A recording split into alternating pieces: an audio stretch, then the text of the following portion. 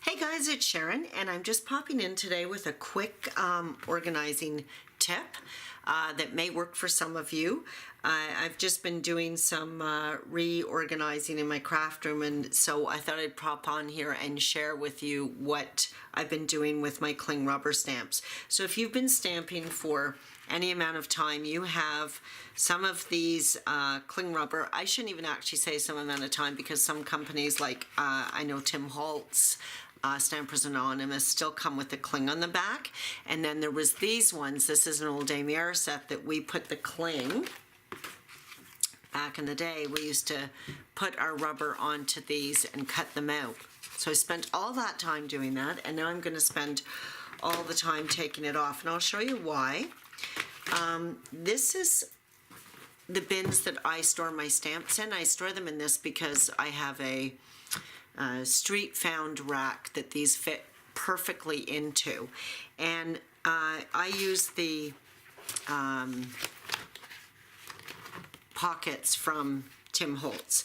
But I just want to show you in this one bin, 1, 2, 3, 4, 5, 6, 7, 8, 9, 10, 11, 12, 13. I'm going to call this 15 because some of these are from older Stamp TV kits, sorry for the glare, and so they're double. So I'm going to call this 15. And then if we take this bin that has all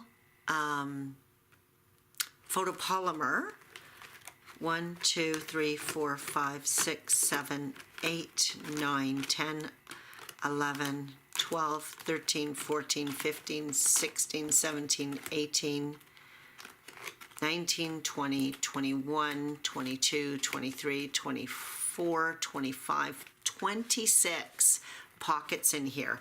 And with mine, I actually, like, what are these? The smaller sets. I can't remember the size of them, but I'm going to zoom out a little bit. I put 2 of these sets in one pocket side by side. I just kind of tape them down to a cardboard, I'll show you. I just sort of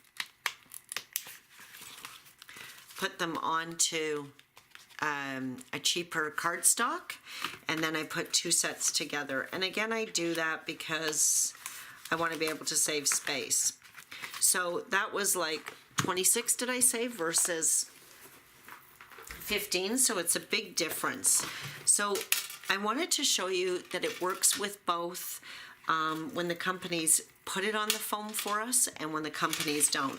So I've already done this Gina K set, and look how thin that is compared to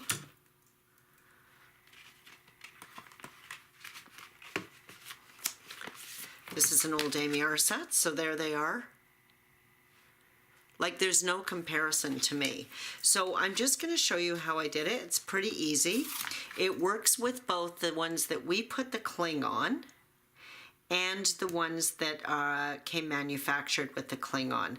And so you just want it, this is kind of a long one, so yeah, that was going to tear on me. Sometimes they tear and sometimes they come off in one nice big chunk, but you just want to really get it going.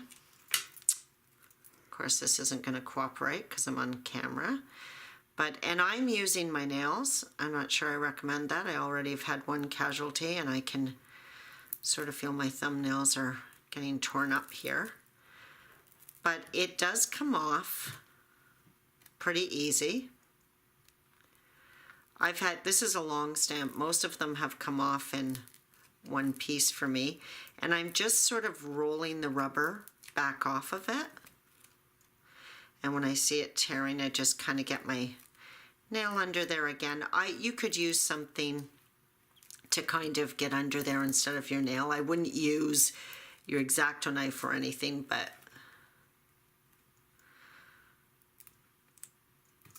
so there. And then what I love is this is still pretty sticky. Now, if you want to clean this and put your own tack on it, you can, but I love that it's sticky.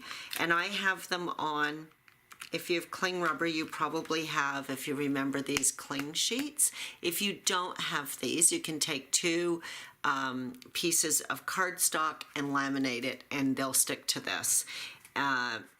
Or if you want to store them unsticky, just throw them in a pouch. But I like where I can see them all, so this is how I'm doing mine. But look at the difference in that. I don't know if I'm going to get that on, but this is completely flat and this isn't. It's just unbelievable to me. So I'll show you doing a manufactured one. So this is another Gina K set. And again, you just want to get under the cling and keep supporting your rubber, just so you don't want to be reefing on your rubber. But the rubber is pretty strong. And I feel like doing this, it's like, oh, I forgot about this stamp. I forgot. Like, it's really inspired me to use some of my stamps. So it comes off pretty easy and it's sticky. I took it out there. And I'll just show you quickly that it does not affect.